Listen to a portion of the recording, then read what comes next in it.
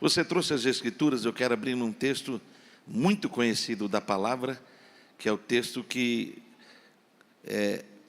compreende um momento sublime da vida do pastor Elias, ou do profeta Elias. Capítulo 18, verso 1, mas você sabe que tem um compêndio da história dele, que está no 17, no 18 e no 19. Eu quero, por bondade de Deus, compartilhar o que Deus colocou no meu coração para essa noite. Eu quero ser boca de Deus na sua vida. Não, acho que você não ouviu. Eu quero ser boca de Deus para a sua vida. A Bíblia diz que quando a gente crê em Deus, está seguro, está estabelecido. A palavra, ela afirma a gente. Mas quando nós recebemos os seus profetas, na condição de profetas, estamos autorizados a crescer, a prosperar e a entrar em novas dimensões. Alguém está aí? Este capítulo 18, ele é precedido do 17 e tem o acesso para o 19, onde está um momento muito sublime da vida desse homem que não tem nenhum tipo de relação de haver na história dele alguém que antes tenha servido a Deus na amplitude que ele serviu. Ele não tinha pais pastores, ele não tinha feito nenhum seminário. A Bíblia diz que ele é de uma região, fala da nomenclatura da sua família, e que em dado momento ele notou o contexto que Israel vivia, e ele não se viu aquém, ou à parte, ou diminuído por qualquer processo.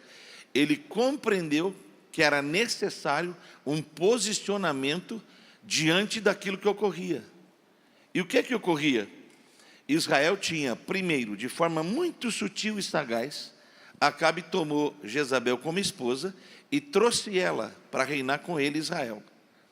A chegada de Jezabel em Israel não foi uma chegada abrupta, ela foi silenciosa e graciosa. Ela entrou, ganhou respeito, ganhou crédito, e naturalmente ela foi introduzindo dentro da nação de Israel uma anticultura cristã, uma anticultura israelita, e ela foi eliminando sorrateiramente os princípios, os valores. Ela foi tirando as colunas que sustentavam uma fé. E de repente, era quase impossível você dizer que você era da religião. Por quê? Porque ela introduziu de forma tão sagaz e sutil na nação, que onde havia lugares para os altares do Senhor, se edificaram os altares a Baal, a Astarote, a ponto de os profetas, os sacerdotes se tornarem raros.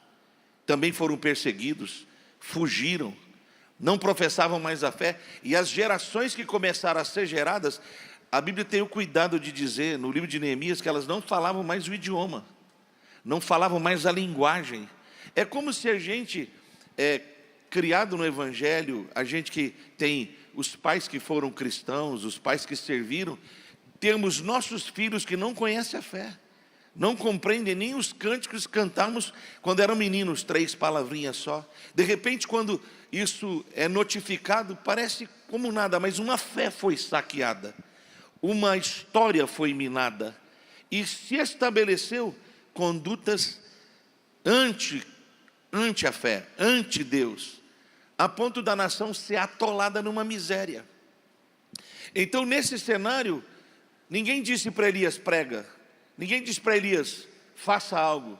Ele entendeu que ele não podia ficar à parte.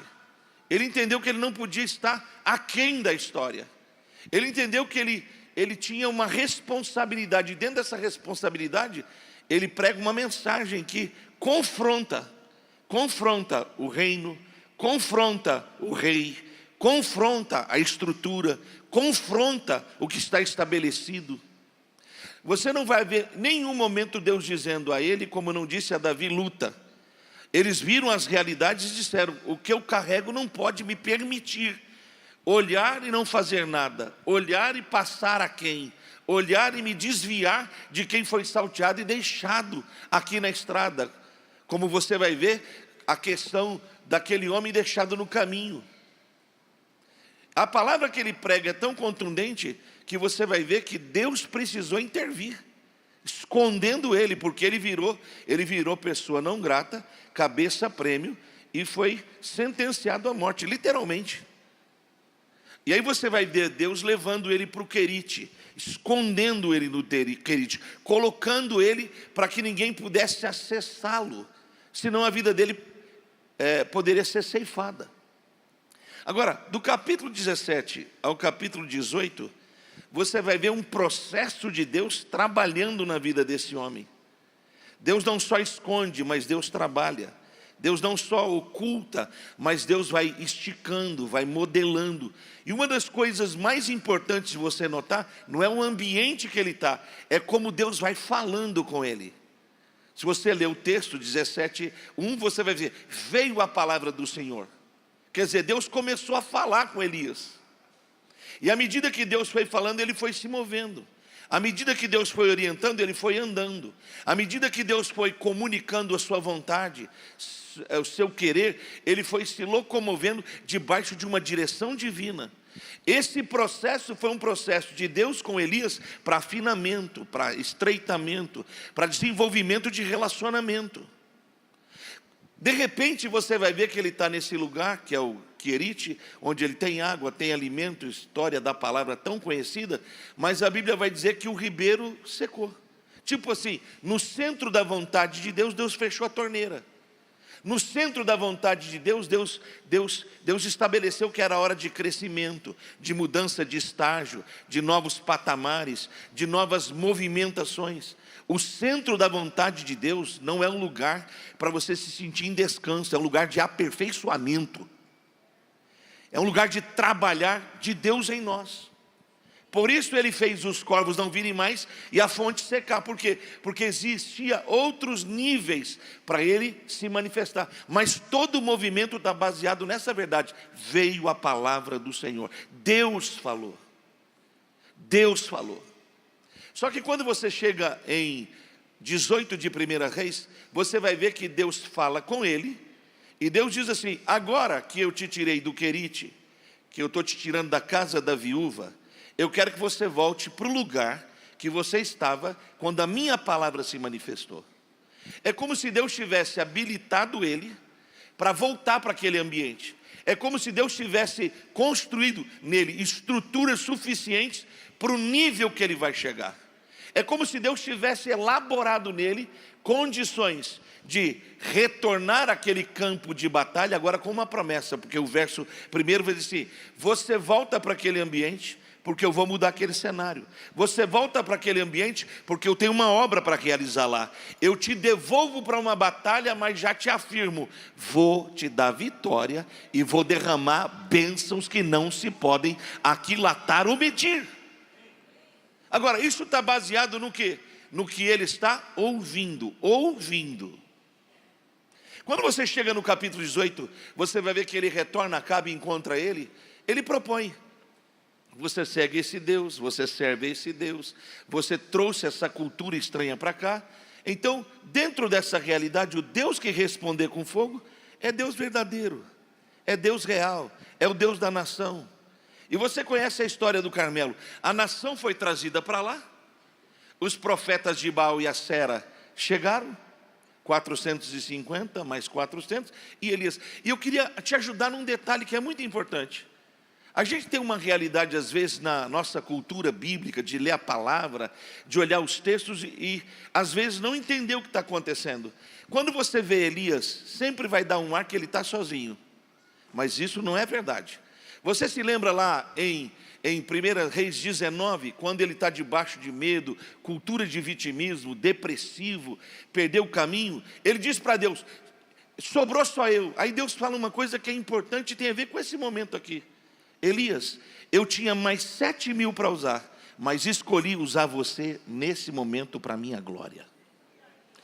Quando você falar que o que você está vivenciando, que o que você está lutando, que o que você está enfrentando, você está sozinho, não diga jamais isso. Sempre reafirme o caráter da graça e a soberania de Deus, que sabe o que está fazendo quando escolheu você para esta hora e para esse momento. E você e Deus sempre serão maioria absoluta. Alguém está aí hoje à noite ou não? Os profetas de Baal vêm e oferecem as suas ofertas e não há respostas. Mas o texto vai dizer desta forma, está aí no 18:30, que ele congregou o povo para perto de si, restaurou o altar que estava em ruínas, colocou cada pedra no devido lugar, pôs lenha, pôs a oferta, cavou um rego, colocou água, e no devido momento da oferta ele fez uma oração simples de 30 segundos, baseada em duas verdades: Deus dirige a minha vida e eu sou servo em obediência, nada mais. Deus está nesse processo e eu sou servo que obedece à direção. 4 coisas aconteceram e eu quero profetizar que vão acontecer, não só nessa igreja, mas na sua vida nesses dias. Primeiro está aí no verso 39, diz assim: caiu fogo. Repete: caiu fogo. Literalmente, depois dessa oração simples, mas recheada de graça e verdade, o fogo caiu. E eu estou profetizando, vai haver avivamento na sua casa. Vai haver avivamento nesse ministério. Vai haver avivamento aqui em Curitiba, que vai chegar até Porto Alegre e vai cruzar fronteiras, porque o nosso Deus tem uma obra para realizar. Avivamento é trazer vida aonde não havia vida, é trazer esperança onde não havia esperança, é trazer poder, autoridade, calor da graça. E esse ano que nós temos para frente é ano de avivamento, vai cair fogo. Se prepare para ser avivado, se prepare para ser visitado pela palavra, se prepare para ver o extraordinário de Deus onde você está localizado. Alguém está aí essa noite ou não? Segunda coisa que caiu, não só caiu fogo, mas também a Bíblia diz que uma nação inteira teve seu vocabulário, teve a sua comunicação e a sua relação com Deus estreitada, restabelecida e manifesta. Uma nação começou a declarar: só o Senhor é Deus, só o Senhor é Deus, só o Senhor. Eu estou profetizando, levanta a mão, eu quero declarar. Você vai ver boates fechadas, você vai ver prostíbulos fechados, você vai ver bocas de fumo fechado, você vai ver avivamento de Deus se manifestando, e gente que nunca você diria que adora a Deus, incluindo a sua família, antes que fim de esse ano, batizada, servindo e adorando, porque Deus tem pressa para visitar essa nação. Alguém pode dizer glória a Deus aí onde está ou não? Terceira coisa, Abraão, porque foi uma terceira coisa que caiu, está no verso 40. A Bíblia diz assim, que os profetas de Baal e Acera, os inimigos de Deus, naquele dia caíram por terra. Eu vim aqui profetizar. Eu não sei contra o que você está lutando, eu não sei contra quem você está lutando, eu não sei como Satanás se organizou para te atacar, mas eu tenho uma boa notícia: vai cair 1000 de um lado, vai cair 10.000 de outro, mas eu vejo você, sua casa, sua família blindada, estabelecida, protegida pela graça e pela poderosa palavra. Oh meu Deus, alguém pode dizer glória a Deus aí ou não, amado? Agora escute.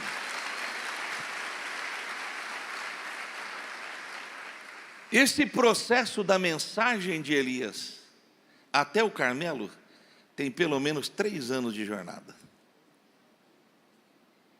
Não foi coisa veloz. Nós temos uma ideia que as coisas são ligeiras. De vez em quando Deus acelera. Você sabe que Deus chegou na casa de Abraão, ele estava sentado do lado de fora, no calor do dia. Tinha passado 24 anos da promessa. Só que quando Deus visitou Abraão na tenda, acelerou. Por que acelerou? Porque naquele dia Deus percebeu que se ele não entrasse na história de Abraão, a casa caía. Nenhum homem que está naquele deserto fica no dia de calor do lado de fora, se ele não tiver uma angústia terrível do lado de dentro. E está na Bíblia, quando ele olhou, ele estava olhando para o chão, olhou para o chão, ele viu 1. Aí ele olhou direito, focou, viu 3. Por que viu 3? O Pai, o Filho e o Espírito Santo estavam chegando naquela casa. Eu quero declarar que nesses dias, quando Deus ajustar seu foco, você não vai ver só Ele chegando, você vai ver o Pai, o Filho e o Espírito Santo chegando, porque Deus tem pressa para abençoar a nossa casa. Acelerou. O que não aconteceu em 24 anos, aconteceu num ano. Mas literalmente certos processos, eles precisam de um time. Certos processos necessitam de trabalhar e tempo. Agora, quem falou de fogo foi Elias, quem falou de chuva foi Deus. Quero começar a pregar agora. Quando ele sai desse cenário do Carmelo, o verso 41 vai dizer assim, que ele falou para o rei: você pode ter um tempo de mesa, sobe, junta seus servos, senta à mesa e se delicia, mas eu não posso estar nesse processo. Por quê? Está aí no texto, verso 41, se tiver na tela você vai ler. Ele percebeu que havia algum empecilho para uma outra manifestação que só vem daqui a pouco. E a minha pergunta é, como é que uma coisa que eu falo, Deus faz ser rápida, e uma coisa que Deus diz que vai fazer, demora? Existem coisas muito importantes nesse texto. Por exemplo, a restauração do altar é uma coisa fundamental para quem quer viver a manifestação da glória de Deus. Existem coisas tremendas que qualquer pastor e qualquer ministério precisa viver, que é este fogo que cai, que queima pecado, que queima palha, que santifica a vida, que gera poder espiritual, que faz os demônios tremerem, temerem e fugirem. Existem coisas que são tremendas dentro de um ministério que, se faltar, a gente não vê a manifestação da glória, que é o quê? Quebrantamento para arrependimento, que é isso que gera transformação. Pergunte a qualquer pastor o que é que ele quer ver na igreja dele, no ministério dele: calor espiritual. Quando o povo começa a adorar, o céu rasga. Quando o povo começa a adorar, a presença de Deus é real. É a coisa mais triste você estar num ambiente que está cheio de coisas, mas Deus não está lá. Mas eu quero louvar Deus essa noite, que ao entrar aqui eu percebi que a presença dEle está aqui. Não está aqui porque tem culto, está aqui porque você veio. E está aqui porque Ele te esperava. Porque Ele tem uma grande obra para realizar em mim e em você. Também não tem jeito de você estar fazendo o ministério se você não tiver autoridade sobre principados e potestades. A igreja é um elemento estranho aqui no ambiente. Ela não só põe luz, mas ela define onde as trevas estão. Ela não só veio para fazer uma obra, ela veio para manifestar a chegada do reino de Deus. E onde o reino de Deus está, Satanás tem que sair. Meu Deus, vocês estão aí ou não? Agora, eu queria mostrar para vocês nesse texto uma coisa que o Espírito me mostrou. Algo muito mais elevado e importante para a gente pensar. Está aí no texto. O texto assim, ele falou que o rei podia ter um tempo de mesa, mas ele o quê? Ele ouvia. Ele o quê? Nesses 3 anos que ele passou nesse processo com Deus, Deus foi afinando a audição de Elias. Preste atenção. Ele está no ambiente do Carmelo, a nação está lá. Os inimigos estão lá. O rei e seus soldados estão lá. O ambiente está tomado, mas existe um homem que tem a capacidade auditiva de dizer: eu já ouço. Tem muito ruído estranho, mas ele diz assim: tem algo que eu já ouço. Não é algo pequeno, não é algo limitado, é algo glorioso que está no ambiente sobrenatural, entrando no natural. E veja, por que ninguém percebeu? Por que Acabe não percebeu? Por que o pastor auxiliar de Elias não percebeu, mas ele disse: eu já ouço. A gente está muito apaixonado e a gente fica muito vibrado quando alguém chega e fala assim: olha, Deus está me mostrando, eu vi. E eu queria ajudá-los num sentido. Deus procura mais do que visionários. E Deus nesses dias está procurando as pessoas que são auditivas. Foi Ele quem disse: as minhas ovelhas ouvem a minha voz. Eu entrei no escritório, um homem muito chique, muito fino, muito bem vestido de terno, sentou à minha frente e ele começou a falar. Tinha marcado um horário pastoral. Ele começou a falar e quanto mais ele falava, mais incomodado eu ficava. E eu falei com o Espírito Santo: o que é que eu não estou ouvindo? Porque geralmente a gente pergunta para Deus: o que é que eu não estou vendo? Mas o Espírito me deu esse discernimento: o que é que eu não estou ouvindo? O Espírito falou comigo: você não está ouvindo que ele tem um problema sério de homossexualismo. E antes de você entrar aqui, ele está te pondo à prova, perguntando se você é de Deus ou não. Então fale para ele que eu disse para você o que ele enfrenta e não tem coragem de falar para ninguém. Então eu falei: você pode parar de falar, querido? Ele: claro, pastor. Estou falando muito? Não. Você só está maquiando aquilo que ninguém está vendo. E se você veio me pôr à prova para saber se eu sou de Deus ou não, eu queria te dizer: o que você esconde, Deus está me mostrando. E está me mostrando que vai libertar você. E quando eu sentei, ele quase caiu da cadeira, porque ele era casado, tem família, e tinha essa angústia na alma escondida, onde Satanás operava e oprimia. Mas a Bíblia diz assim: para isso se manifestou o Filho de Deus, para destruir as obras do diabo. Está entendendo ou não? Você está se guiando, e olha como é terrível isso. Eu não tenho nada contra esse momento que o Evangelho nesse país tomou essa proporção das ideias de coach. Eu queria ser muito preciso e sábio e ponderado para não gerar nenhum estresse. Você precisa melhorar sua performance. Você precisa crescer como cidadão, como pessoa. Você precisa criar posturas para as ambiências que você trabalha, mas isso não substitui uma realidade preponderante da vida. O nosso Deus é um Deus que fala. Ele diz: profeta, põe-te em pé e eu falarei contigo. Nós estamos ouvindo muitas vozes hoje nas redes sociais. Todo mundo posta, todo mundo coloca, e a gente fala: nossa, você viu o que ele falou? Você viu o que ele falou? Você deveria se perguntar: o que é que Deus está falando? E olha que o processo é tão intenso. Deus disse que daria chuva, ele ouve o barulho dela, mas não vê a manifestação dela. Ela já está no cenário, mas ele percebe que há empecilhos. E aí vem um detalhe muito importante: quanto você está comprometido com o processo daquilo que Deus vem falando.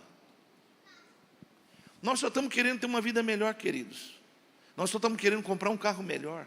Nós só estamos querendo casar e que os nossos filhos casem e a nossa vida tenha sossego. Você não entendeu nada. Nada. Deus quer trazer à existência o reino dele onde você está. Uma coisa é estar aqui na igreja, outra coisa é levar o reino para onde você está. Você literalmente é a carta viva que Deus está escrevendo, onde todo mundo vai ler. Ele na sua vida, Ele na sua casa, Ele no seu casamento. Agora nós somos um povo guiado por achismos, mas o justo vive da sua própria fé. Sua própria fé vem pelo alimento da palavra que ele é abastecido e pela orientação que o Espírito Santo vai trazendo. Agora veja, esse cara está vivendo o maior avivamento que Israel, está se manifestando no seu ministério, e ele não está crescendo nas redes sociais, a agenda não mudou. Ele está tão comprometido com o processo que ele fala assim: outros podem ter tempo de mesa, eu estou alinhado com o que o céu quer gerar. O que é que Deus quer gerar aqui em Curitiba? O que é que Deus quer gerar em Porto Alegre? Nós somos uma igreja tão desantenada que esse ano a maior patrocinadora de lixo desse país botou 3 trios elétricos, onde o Brasil foi descoberto, colocou três seres do mundo artístico, profetizando para dentro do Brasil toda sorte de miséria, toda sorte de escravidão para os nossos filhos. A gente vê isso e não se manifesta. A gente está na apatia, amortecido. Nós deveríamos tomar a promessa do Salmo 112 e nos levantarmos declarando: os nossos filhos, como Moisés disse para Faraó: você não vai ter os velhos, você não vai ter os bens, você não vai ter o casamento, você não vai ter nossos filhos, você não vai ter nenhuma unha encravada. Essa deveria ser nossa declaração, profetizando: os nossos filhos serão a geração mais poderosa na terra. Você deveria estar inconformado. Não é só o aspecto político, é o aspecto religioso, espiritual.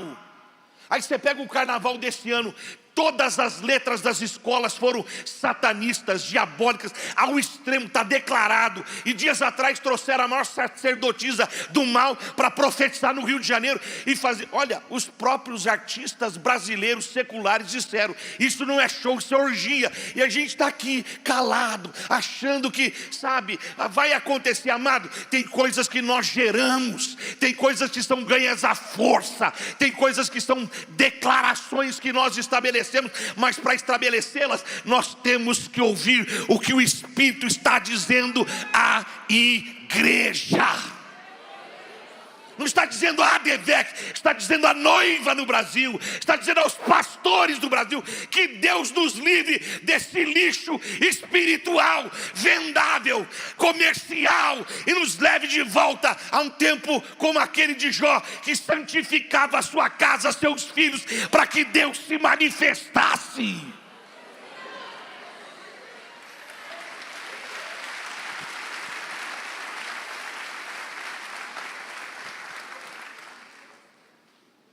Eu não quero pregar bem, eu não quero fazer crescer a minha rede social, não quero mostrar o que eu estou.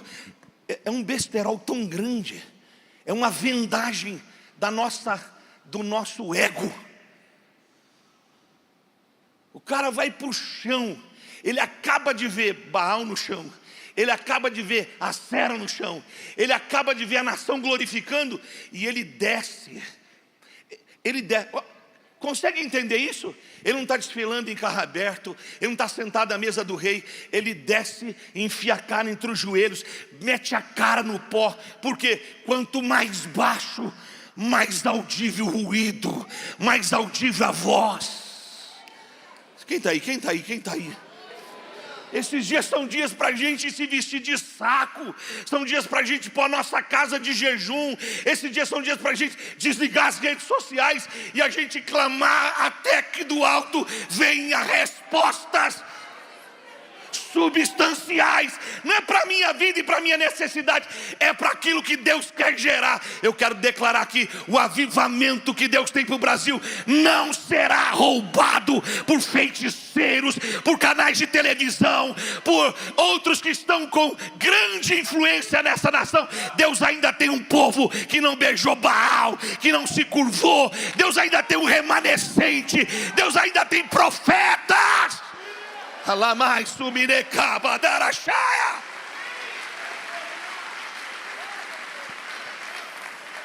Cutuca alguém aí e fala para ele: quanto é que você está comprometido com o que Deus falou?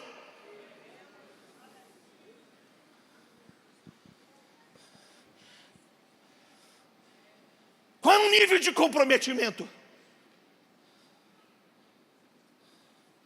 Você chora ou não chora quando você vê um estado jogado? Agora veja, estou vendo todo mundo mandar roupa, mandar coisa, sensacional. Nós já mandamos 7 carretas, estão indo para mais 3, sai agora. O pastor mandou 50, isso é a igreja.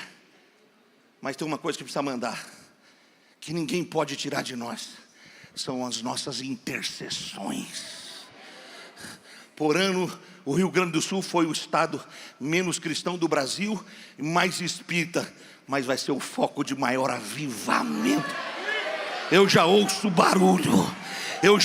barulho, não de chuva que destrói, não de miséria que põe no chão. Deus vai soprar seu espírito e tu vai ouvir desse jeito: há um avivamento sendo gerado naquela região destruída. Deus vai ser glorificado. Oh meu Deus, eu quero uns 2 ou 3 aí para glorificar comigo.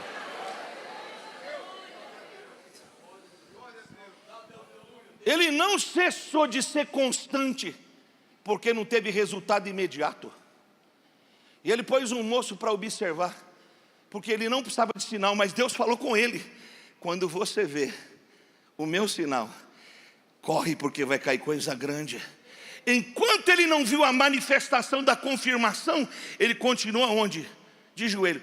Para de comparar a tua vida com quem está vencendo, com quem está melhor, com quem está em mesa melhor, com quem está com mais emprego, com mais dinheiro, mais seguidor. Seu processo não é mesa, seu processo é comprometimento com aquilo que Deus falou. Ai, ai, ai. Na 7ª vez o menino desceu e falou assim: até agora não tinha nada, mas eu acabo de perceber que uma nuvem do tamanho da mão de um homem está se movimentando lá no horizonte. Eu também quero declarar, eu não tinha visto nada, só estava ouvindo, mas agora os meus olhos percebem. Há uma pequena nuvem se manifestando na nossa direção. Eu quero dizer para você, tem coisa que demorou, tem coisa que pareceu que não ia chegar, mas aperta o cinto, acelera, porque vai cair pesada chuva. Quem está aí para glorificar o Senhor? No verso 45 diz que essa chuva caiu. Aí a Bíblia fala desse jeito, que Acabe saiu numa carruagem, e eu já vou encerrar. Mas Elias foi tocado por Deus e correu na frente. 1 Reis 19. Quando Elias chega no palácio, Acabe chega logo em seguida. Note isso. Está aí no verso 2. Acabe dá relatório para Jezabel e diz para Jezabel: num dia, Elias acabou com o que nós construímos em 20 anos. Agora preste atenção. Jezabel não encontrou Elias, não cruzou com ele cara a cara. Por quê? Porque ela sabia quem ele era. Escute isso, que eu quero falar isso com muito cuidado. Vou pedir para ele pôr na tela esse verso 2 de 1 Reis 19. Preste atenção nisso. Você não se engane, Satanás sabe quem você é e sabe o que você carrega. E como ele sabe que eu e você somos previsíveis, ele não vem cara a cara, ele manda certos mensageiros. Está aí ou não? Ela mandou um mensageiro. Ela mandou um garoto de recados. E olha o que ele disse para Elias: Jezabel mandou avisar você que você não tem 24 horas de vida. Deixa eu te fazer uma pergunta. O que é que Elias desprotegeu nesse diálogo com um fofoqueiro do inferno? Ele desprotegeu a audição dele. Qual deveria ser a postura de Elias a essa conversa fiada de Jezabel? Simples. Diga para Jezabel que ela não dura mais nada nessa terra. Mas como ele veio do Carmelo acreditando que a manifestação já tinha chegado no nível de governo, ele veio na pureza e desprotegeu a audição. O que Jezabel mandou como recado na boca de um maldito entrou nele. 4 coisas aconteceram. Ele teve medo. Ele deixou de guiar-se pelo que ele ouviu de Deus e permitiu que um sentimento governasse ele. Ao se permitir ser governado por outra voz, ele perdeu o caminho dele, fugiu para o deserto. Terceiro, ele abandonou a graciosidade dos relacionamentos. E por fim, achou um zimbro e pediu para morrer. O mesmo cara. Ele entrou numa depressão tão profunda que ele falou: eu morri. Estou no fim, Jezabel está vindo aí. Ele não encontrou Jezabel, ele não encontrou ela, ele recebeu um recado. Agora escute isso. Quando Deus quer te forjar, te põe no querite. Quando Deus quer te esticar, leva você na casa da viúva. Quando Deus quer te manifestar, te põe no Carmelo. Mas quando você perdeu o alvo, Ele vem pessoalmente cuidar de você. Meu Deus. Fala para quem está do teu lado: você nunca será órfão, porque há uma promessa para a tua vida. Eu estarei com você sempre. Se tudo der certo, ou se tudo der errado, tem um Deus que está com a gente. Escute isso, a minha mulher Nós temos 2 filhos, tivemos um terceiro que perdemos. Ela estava tomando banho. Todos os nossos filhos, Deus nos deu uma experiência linda. O terceiro beta estava tomando banho. Minha mulher tem 3 universidades, tem um mestrado e um doutorado. O testemunho da minha mulher é violento. Ela estava tomando banho, Deus entrou no chuveiro e falou para ela: eu vou te dar um terceiro filho. Ela falou: não quero. Está tudo estruturado. E Deus disse assim: e se eu te disser que eu vou usar? Ela falou: cumpra-se em mim a tua vontade. Me ligou e falou: estou grávida. Eu falei: você está de brincadeira. Aqui o projeto é para 2. Ela falou: mas já chegou o terceiro, Deus falou comigo. Foi fazer o exame e estava grávida. Entrando no 7º mês, descolamento de placenta sem sangramento. O neném morreu dentro dela. Eu tive que assinar um documento com a médica sentada, dizendo: se eu perder a vida da Roberta, eu não sou responsável, porque ela vai morrer. Deus levou o bebê, permitiu, mas preservou a vida da Beta. Só que a Beta estava grávida, junto com as minhas 3 cunhadas e com as 5 amigas preciosas com quem ela caminha. Então tinha 9 crianças para chegar. A gente voltou para casa sem criança. Quando essas crianças fizeram 1 ano de vida, a Roberta entrou em depressão profunda. Eu fui marido de uma mulher morta por 2 anos e 3 meses. Ela só levantava da cama, tomava banho, comia alguma coisa e voltava para a cama.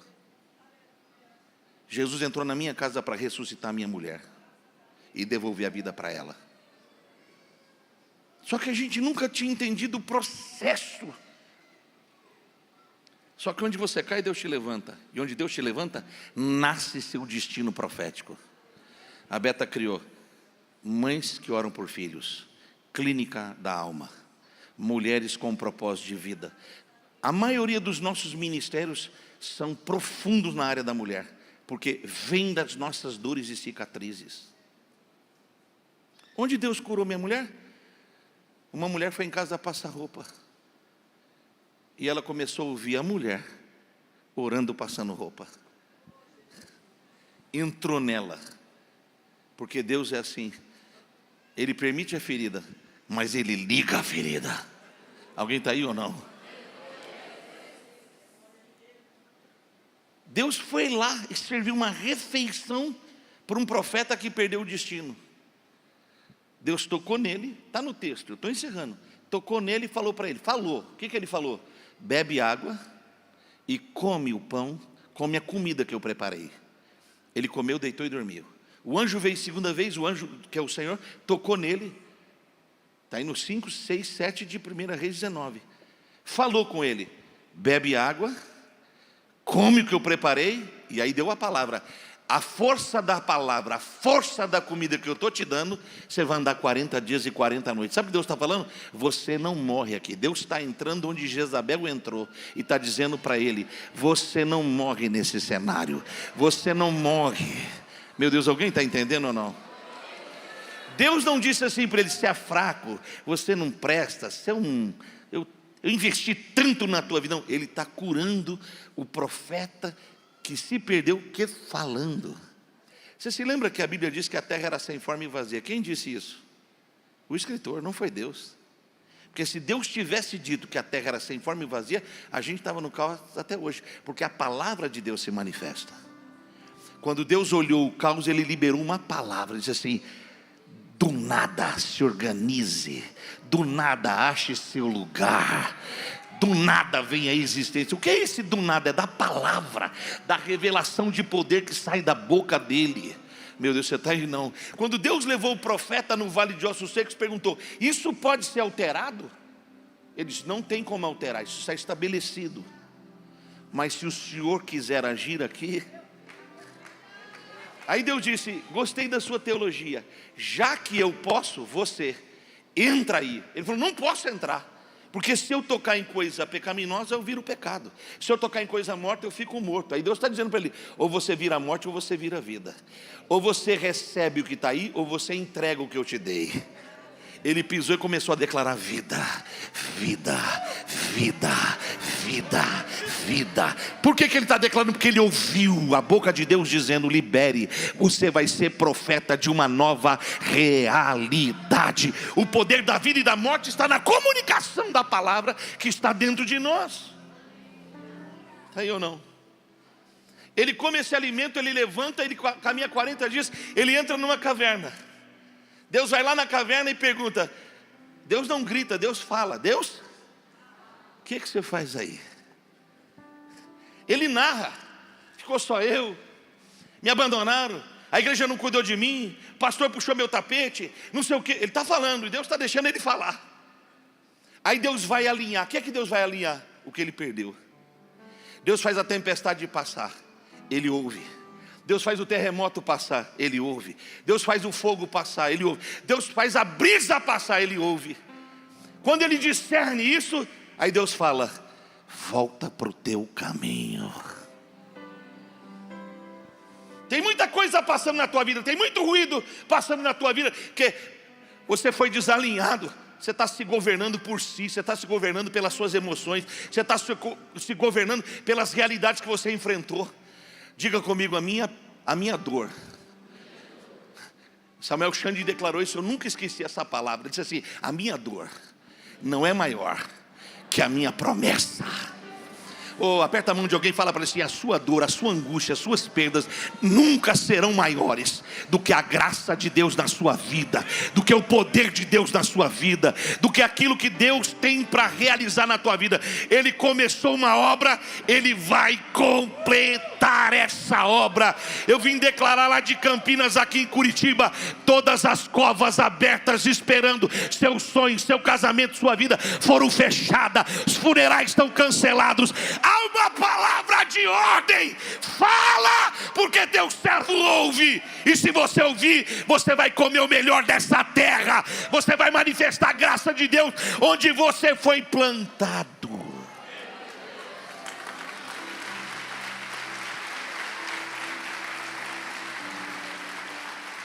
Ouça-me, eu fecho e a gente ora. Ouça isso com cuidado. Deus vai falando, vai afinando Elias. Você chegou aqui porque eu te dei a minha voz, te dei a minha palavra.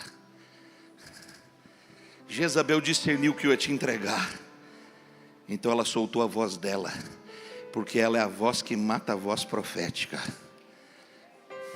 Tem muita coisa que Satanás mandou mensageiros para matar a voz profética dentro de você.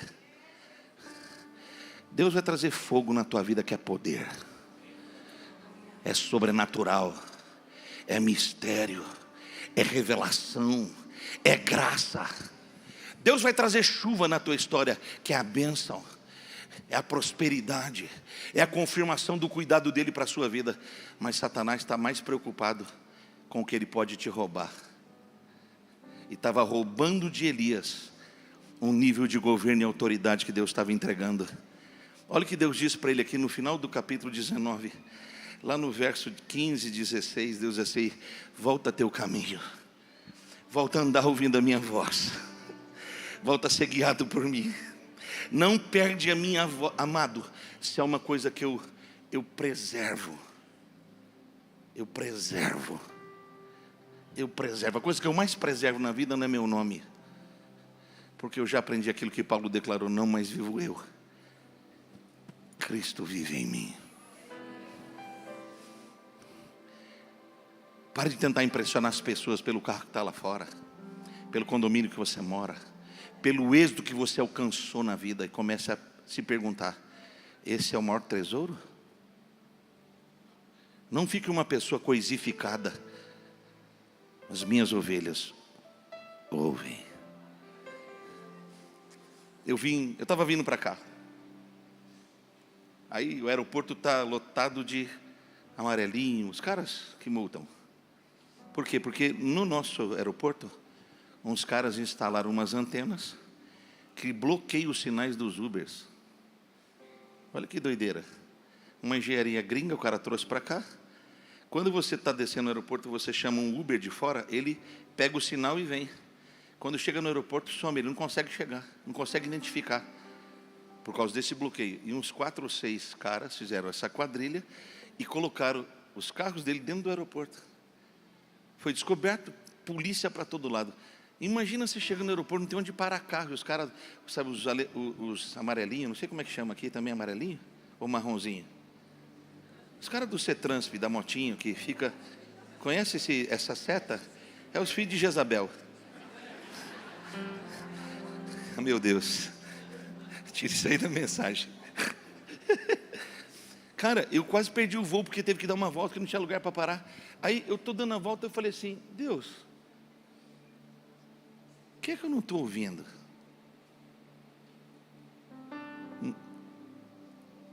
O nosso Deus dirige a nossa vida, amados. Eu dei a segunda volta, quando eu estou ouvindo, falei para o Wesley: dá uma parada ali, tem dois, vamos falar com aqueles dois ali. Eu baixei o vidro para falar: querido. O cara falou: ô pastor Jossi. Aí eu li o nome dele aqui, né? Quando eu li o nome dele aqui, citei o nome dele, falei: o senhor me conhece? Falei: não, eu li o nome de verdade, não foi revelação. Eu falei: eu queria parar para poder descer. Não, para aqui. Aí arrumou um lugar, eu entrei, parei, peguei a mala. Ele falou assim: faz 6 anos que eu estou desviado. Hoje eu falei: Deus, fala comigo. Eu abri o celular, alguém me mandou um vídeo de 1 minuto do senhor. E eu falei assim: Deus, o senhor podia pôr esse homem na minha frente. Deus ouviu.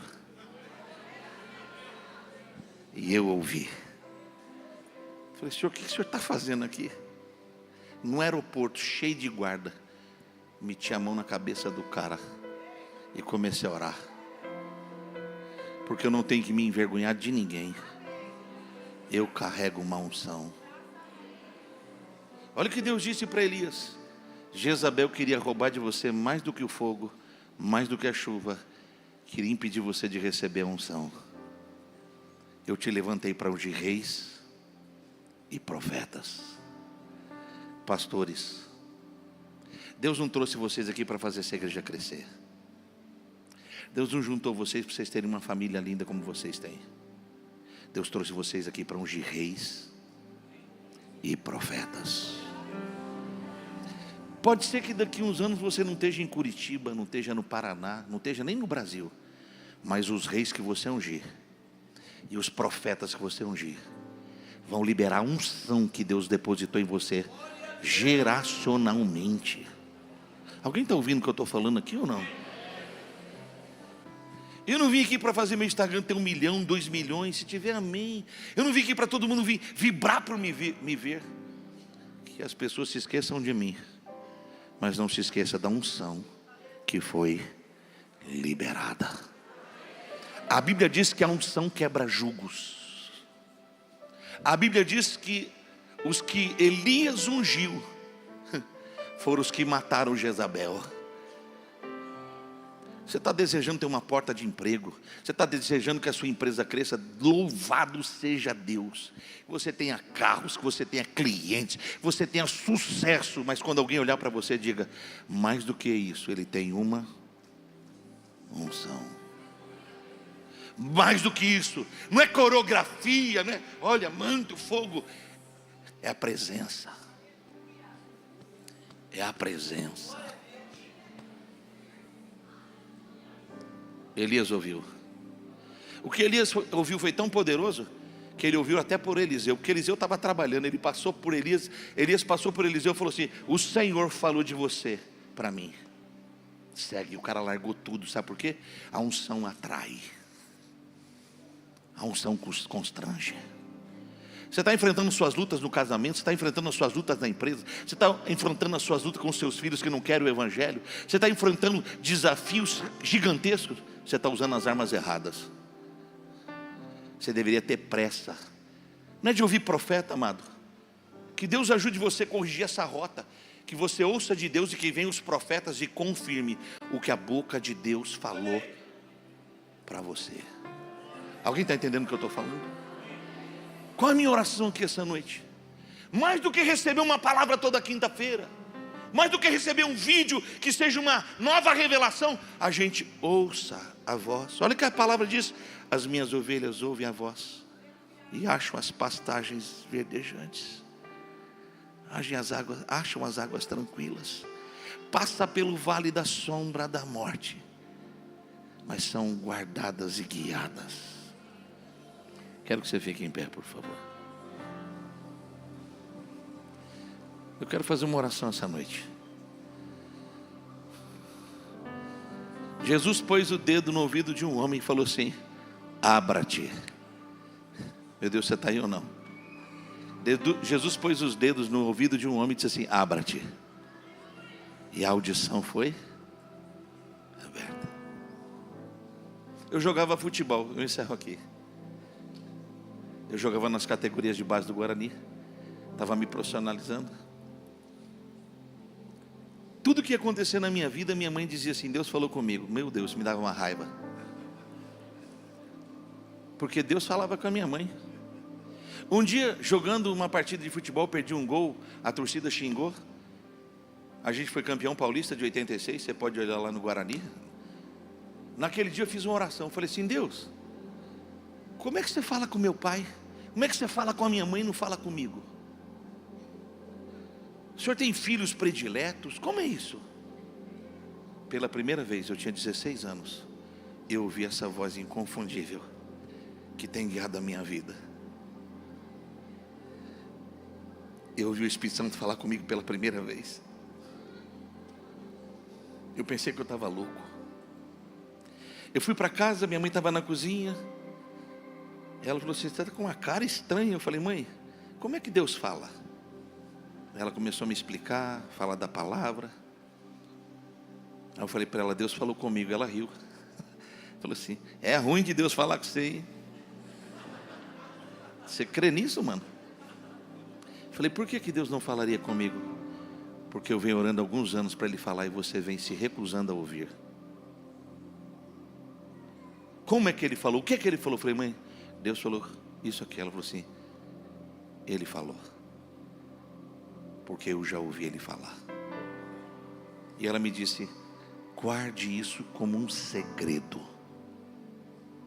e não perca essa voz jamais. Povo da ADVEC, povo de Curitiba, povo de Deus, você não precisa de amuletos. Eu vou falar isso com muito cuidado, não entenda. As campanhas são para ajudar a edificação da sua fé. Os processos são para ajudar seu crescimento. Mas o que você precisa, criar um ambiente na sua casa, onde Deus fale e você ouça.